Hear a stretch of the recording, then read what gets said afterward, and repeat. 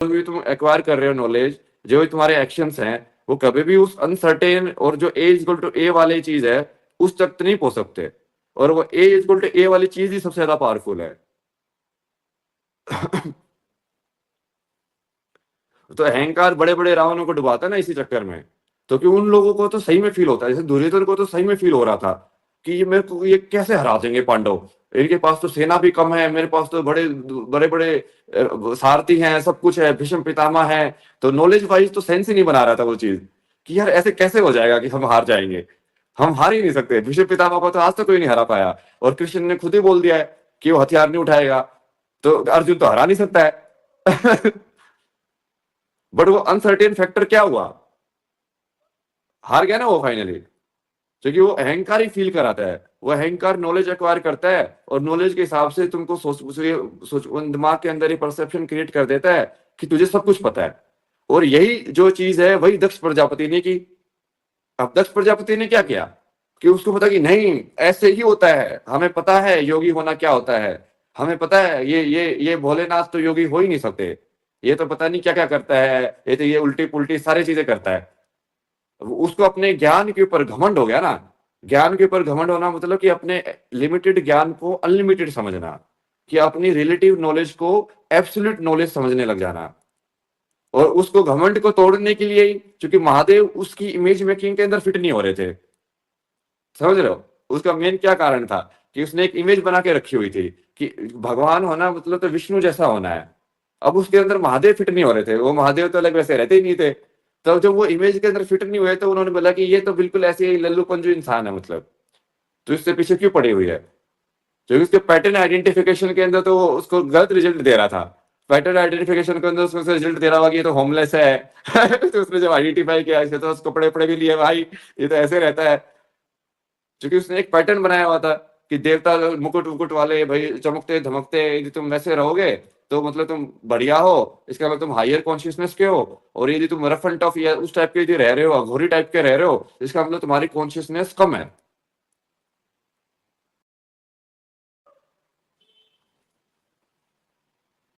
नहीं नहीं, data delete करने का प्रोसेस बताया ना। जब भी तुम्हारा डेटा के अंदर ये डेटा डिलीट करना क्या है ना, तो यही सब समझोगे ना उसको, कि जो डेटा के थ्रू जो जजमेंट मेकिंग जो प्रोसेस तुम्हारा हो रहा है वो लिमिटेड है। यदि तुम उसको समझ गए तो तुम उस माइंड को बार बार उस ईगो को अटैक कर सकते हो। तो तुमको बेसिकली सोच सोच के बार बार इस ईगो को अटैक करना है। जब भी तुमको थोड़ा महसूस ये होने लग जाए ना कि मैं जानता हूं, कि मैंने ये कर लिया है, जैसे ओशो को हो गया था जब वो कृष्णमूर्ति के पास गए कि मैं तो जान गया हूं। तो कृष्णमूर्ति उससे पूछते क्या जान गया है? क्या जान गया है? बोले कि मैं सब जान गया हूँ, मैंने इंद्रियों को कंट्रोल भी कर लिया है, ये चीज क्या है, सच क्या है, मैंने जान लिया है। तो फिर वो उसको वही एग्जांपल देते ना कि यदि तू समुद्र से वो पानी निकाल के, अब वो वही चूंकि अनलिमिटेड चीज है, अनलिमिटेड चीज को तू एक एक एक थोड़ा सा डेटा लेके और एनालाइज करके उसके पैटर्न बना रहा है, तो क्या तू सही में जान गया उस चीज को? जानने के अंदर तो लिमिटेड चीज को ही जाना जा सकता है, क्योंकि जानने का प्रोसेस ही लिमिटेड काम करता है। तो अनलिमिटेड नहीं हो सकता कभी भी उसके थ्रू। तो वो जब चीज बार बार उसके ऊपर तुम विचार करोगे, बार बार इन सब सूत्रों के ऊपर विचार करोगे, जैसे ही तुमको अहंकार फंसाए वैसे ही ये वाला डायग्राम दे देना कि देख तू ऐसे काम करता है मुझे पता है। तेरा जो कोड है काम करने का मुझे समझ में आ चुका है, और तू एक्चुअली में कभी भी एब्सोल्यूट नहीं हो सकता है। तो तुम्हारा अहंकार मरेगा जब भी तुम एब्सोल्यूट वाली चीज के, जैसे मान लो अब मैंने भी वो प्रिडिक्शन की थी क्रिकेट वाली, अब वो वैसे ही हुआ ना कि अब मान लो मेरे अंदर अहंकार होता कि हाँ यार मैं तो सब चीजें बता सकता हूँ, मैं तो सब कुछ देख सकता हूँ। बट फिर वो वही रियलाइज हुआ कि तू सारी चीजें कोई नहीं देख सकता, कि ज्ञान का कोई अंत नहीं है। हो सकता है कि वहां पे कोई गलत इंट्यूशन हुआ मेरे को, या कोई इंट्यूशन के अंदर कुछ और उल्टा पुल्टा हुआ हो। तो वो वही है कि यदि तुम उसके अंदर फंस गए कि नहीं नहीं मैं तो एब्सोल्यूट को जान सकता हूँ, तो तुम वो ईगो वाले चक्कर में फंस जाओगे। बट यदि तुमको ये समझोगे कि यार मेरा तो लिमिटेड डेटा सेट के ऊपर ही काम करता है, और मैं तो उस लिमिटेड डेटा सेट के ऊपर ही तुमको एज्यूम करके बता सकता हूँ कि मेरे को ऐसा लग रहा है, अब मैं अपनी राय दे सकता हूँ।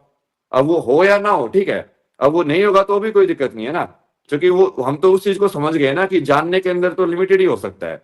तो हमको उसमें इंटरेस्ट ही नहीं है, हमको तो शिव होने में इंटरेस्ट है, हमको तो नोबडी होने में इंटरेस्ट है। हमको वो चीज को हमने बोला ही नहीं है कि हम किसी चीज का एब्सोल्यूट जानते हैं, क्योंकि हम तो जानने की प्रक्रिया को समझने की कोशिश करते हैं कि जानने की प्रक्रिया क्या है। और वही असली ज्ञान योगी जो होगा वही करेगा। अब तुम यदि कृष्णमूर्ति की किसी भी वीडियो के अंदर जाओगे, उसको ध्यान से सुनोगे तो तुमको भी समझ में आएगा। रमना महर्षि की भी किसी वीडियो में जाओगे, सुनोगे, किसी भी ज्ञान योगी को सुनोगे तो तुमको भी समझ में आएगा। पुराने टाइम के तुम अष्टवक्र गीता, ऐसे किसी भी डिस्कशन को तुम देखोगे, उसको एनालाइज करोगे, उस डिबेट को, तो तुमको भी समझ में आएगा। जैसे अष्टावक्र गीता के अंदर एक वो बोलता है ना कि ज्ञानी कौन है, या जो जो आत्मज्ञानी कौन है, बेसिकली वही सवाल पूछते हैं ना, आत्मज्ञानी कौन है। तो वो बोलता है कि जो ये सोचता है कि वो जान गया है, वो कभी ज्ञानी नहीं हो सकता। क्योंकि वो जिसके अंदर ये घमंड है, जिसको ज्ञानी तो एक्चुअल में यही जानेगा ना कि ज्ञान के थ्रू नहीं जाना जा सकता। जैसे मेरे पास एक बार जब मैंने यहाँ पे बुक रिव्यू किया था, तो वो माया वाला जो बंदे थे, तो मैं उन्होंने बुक लिखी हुई थी द वेल ऑफ माया। तो मैंने उससे सबसे पहले यही पूछा था, क्या ये किताब माया है कि नहीं है। क्योंकि एक ज्ञानी इंसान तो यही जानेगा कि मैं, यदि सही में वो जानता है तो वो यही जानेगा कि उस चीज को लिमिटेड डेटा सेट के अंदर कभी भी एक्सप्रेस नहीं किया जा सकता, कि उस अनलिमिटेड चीज के लिए ऊपर कोई भी किताब कभी नहीं लिखी जा सकती। इसलिए कृष्णमूर्ति भी बार बार वही चीज उसको इटरेट करते थे। तो ये तुमको आज के लिए क्लियर हो गया है, ठीक है, कि जानने का जो प्रोसेस है वो लिमिटेड है, उस चीज को कभी जाना नहीं जा सकता। तो तुम्हारे अंदर जो भी कैटेगरी मेकिंग एबिलिटी है, कैटेगरी मेकिंग मतलब कि सही और गलत की भी, कि ये मॉरल सही बिहेवियर होता है, ये गलत बिहेवियर होता है, ये ऐसे लोग होते हैं वो एनलाइटेंड। जैसे एनलाइटेंड इंसान की तो सबसे ज्यादा है ना। जैसे कल ही के मैंने कमेंट था ना, कोई तो देवी जी ऐसे कमेंट कर रही थी कि आप तो ऐसी चीजें करते हो तो आप कैसे हो सकते हो एनलाइटेंड। क्योंकि उसने एक इमेज बना के रखी हुई है कि एनलाइटेंड होने का मतलब तो ये है। अब वो उसने इमेज कितनी बनाई, कितने डेटा सेट उसने फीड किया है कि एनलाइटेंड होने का मतलब ये है। तो वो इमेज के हिसाब से जब मेरे को कंपेयर करती है तो उसको लगता है नहीं, ये तो ऐसा करता ही नहीं है। तो उसने इमेज बना के रखे हुए है कि एनलाइटेंड इंसान तो गुस्सा नहीं कर सकता, एनलाइटेंड इंसान तो ये चीज नहीं कर सकता, एनलाइटेंड इंसान तो वो चीज नहीं कर सकता। क्यों नहीं कर सकता, किसने बताया तुमको। तो एक इमेज के ऊपर ही तुम इवेल्युएट कर रहे हो ना, दूसरे वाले को जज कर रहे हो। और फिर तो ये सारे जजमेंट के प्रोसेस को तोड़ दोगे तुम, यदि तुम इस प्रक्रिया को समझे। तो जब तुम खुद को जज, खुद भी जब तुम उस जजमेंट वाले प्रोसेस के अंदर घुस रहे हो, ठीक है, तो तुम उसको समझोगे कि कहीं ना कहीं नहीं यार, मैं फंस रहा हूं फिर से। तो जैसे ही तुम फंसोगे, ज्ञानी इंसान फिर से सोच सोच के उसको फिर से काट देगा। और तुमको काटने के मैंने ये मंत्र दे के रखे हैं, मैं ये 3 सूत्र जो दिए हैं। अब फिर से हम चलते हैं शुरुआत में।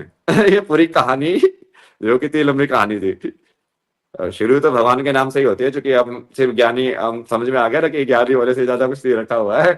तो भक्ति से ही शुरू किया हमने वैसे तो, बट उसको डिस्कस नहीं किया आज, मतलब, ठीक है। बट वो चूंकि मुझे तो पता ही है। अब वो बोलो ना कि मुझे तो पता ही है। अब मुझे क्या पता है, मुझे ये पता है कि कुछ पता नहीं किया जा सकता भाई। बस यही चीज पता की जा सकती है, इसके अलावा कोई भी चीज पता ही नहीं की जा सकती। यही पता कर सकते हो कि तुम, कि कुछ पता नहीं कर सकते हो। जानना, पहचानना। जानना मतलब कॉग्निशन, पहचानना मतलब रिकॉग्निशन। कॉग्निशन, और इससे पहले एक होता है होना। होने के ऊपर डिस्कशन नहीं किया था, तब उसको 3 स्टेट बनाए। ए इक्वल टू ए, होना। अब ए इक्वल टू ए के अंदर कुछ जानना और रिकॉग्निशन कॉग्निशन कुछ नहीं है, वो बस है।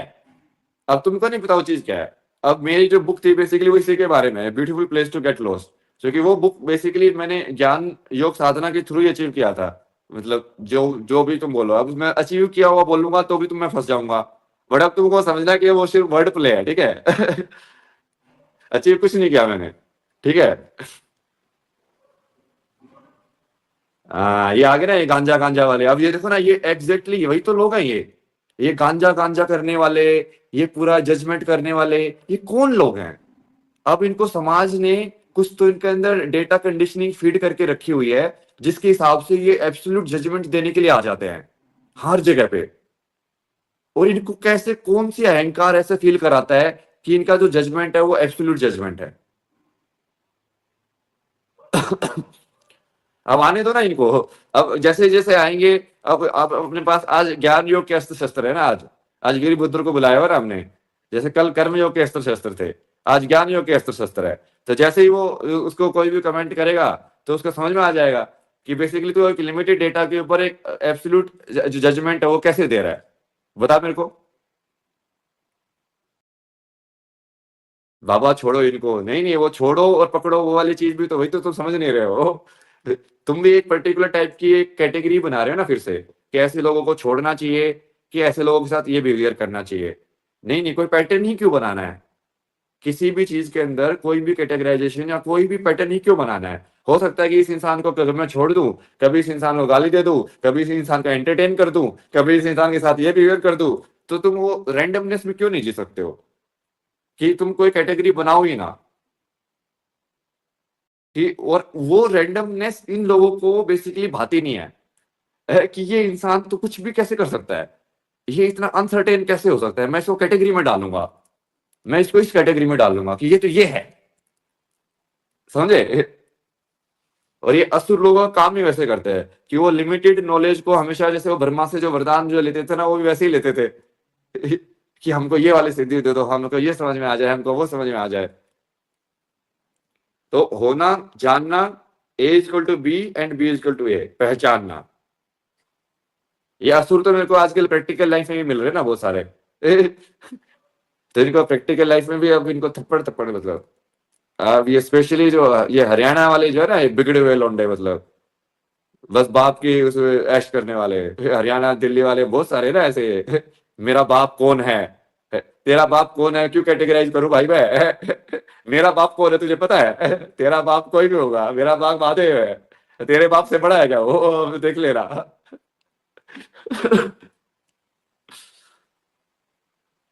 क्योंकि मेरा बाप कौन ही वाले थे ना, ये आदित्य ठाकरे, ये लाइक मेरा बाप तुझे पता है कौन है? Chief minister. अच्छा, तो कुछ भी कर सकता है तू? हाँ मैं तो कुछ भी कर सकता हूँ। उसको ये नहीं पता कि सबका बाप कौन है। जैसे हिरण्यकश्यप के अंदर भी यही हो गया था ना मतलब। कि तो सबका, जैसे वो प्रहलाद भी बोलता था कि आप मेरे पिता हो, बट आपके पिता कौन है? उसके सबके पिता कौन है? जगत पिता कौन है? आप उसको पिता मानूंगा ना मैं तो। आप तो ठीक है एक शरीर के पिता हो, तो वो इसलिए वो कहाँ है तेरा पिता, कौन है वो जगत पिता? दिखा मेरे को। फिर मेरे को दिखा दिया ना भगवान ले आके, बोला कि ये ले। तो जैसे आज हमने पूरा ये ज्ञान योग साधना को डिस्कस किया, कि ज्ञान योग से कोई भी चीज जो अर्जित, बेसिकली कोई भी जजमेंट यदि कोई भी इंसान पास कर रहा है, ये जो एब्सोल्यूट जजमेंट पास कर रहा है, तो वो गलत है। क्योंकि एब्सोल्यूट जजमेंट कभी भी पास नहीं कर सकते तुम किसी चीज के बारे में। ये पूरा सीखा, फिर हमने ये सीखा कि ये प्रोसेस होता कैसे है, कि सबसे पहले हम लेबलिंग करके उस चीज को स्टोर करते हैं, जिसको हम जानना बोलते हैं। कि भाई ये इंसान का नाम ये है, तो सबसे पहले तो अपने दिमाग में स्टोर करते हो। जैसे किसी को देखा पहली बार, ठीक है, वो अपना नाम बताते हैं, उसको बोलते हैं कि देखा तुमने, मतलब देखा क्या? तो उसका डेटा ही तो स्टोर किया, उसका विजुअल डेटा स्टोर किया। और फिर मान लो तुमने उसको वाले टच करके देखा, जैसे मान लो कोई इंसान अंधा है, तो वो तो देख तो नहीं पाता है, तो वो क्या डेटा स्टोर करता है? वो टच डेटा स्टोर करता है। वो कोई आपके चेहरे को टच करेगा ऐसे कि हाँ ऐसे ऐसे करके, और उसके थ्रू, टच के डेटा के थ्रू पैटर्न आइडेंटिफिकेशन करेगा।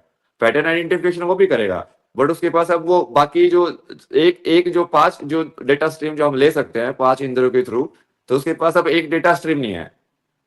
बट फिर भी वो पैटर्न आइडेंटिफिकेशन तो माइंड का काम है। वो तो ठीक है, चार टाइप का डेटा मिलेगा तो वो चार टाइप की डेटा भी कर लेगा पैटर्न आइडेंटिफिकेशन। एग्जाम्पल दीजिए गुरुजी, एब्सोल्यूट जजिंग मतलब?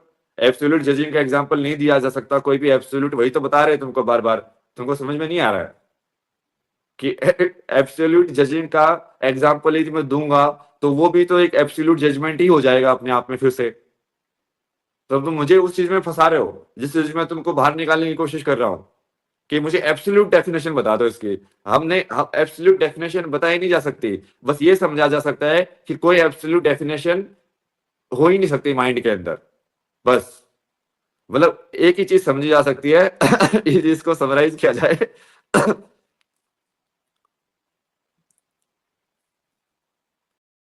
ठीक है, इस पूरे एपिसोड का यहाँ पे अंत करेंगे।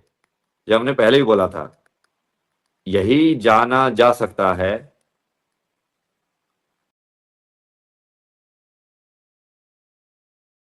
कि कुछ जाना नहीं जा सकता।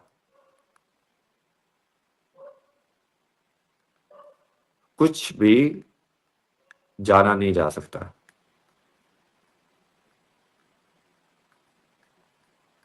नेति नेति, कि बेसिकली हम सिर्फ, माइंड सिर्फ ये आइडेंटिफाई कर सकता है कि ये चीज नहीं है तू। क्या तू है? वो माइंड आइडेंटिफाई नहीं कर सकता। माइंड सिर्फ नोट पे फोकस कर सकता है कि मैं ये नहीं हूं, और ये माइंड हमेशा बस यही जान सकता है कि ये इसको जाना नहीं जा सकता है। बट अहंकार उसको उल्टा फील कराता है। ईगो जो है, आई जो है, दक्ष जो है, ये सब दक्ष प्रजापति के ही औलाद है ना, ये सारे की सारी। ये सबको पिटेगा ना। ये सबसे बड़ा जो युद्ध हुआ था, जो वीरभद्र को भेजा था महादेव ने, तो सारे दक्ष की सारा घमंड निकल गया था ना इतनी सी वजह से। पहले तो वो भागने लगा। अब जब वो आए, वो सेना, जो वो कोई सारे वो देवता वेवता उनको रोक रहे हैं, और कोई रोक नहीं पा रहा है वीरभद्र को। तो सबसे पहले तो उनको लगा कि यार क्या किया जाए, मतलब अब तो फंस गए। हम तो पहले तो अहंकार में थे, अब हमको सही में समझ में आया कि ये तो पावरफुल है।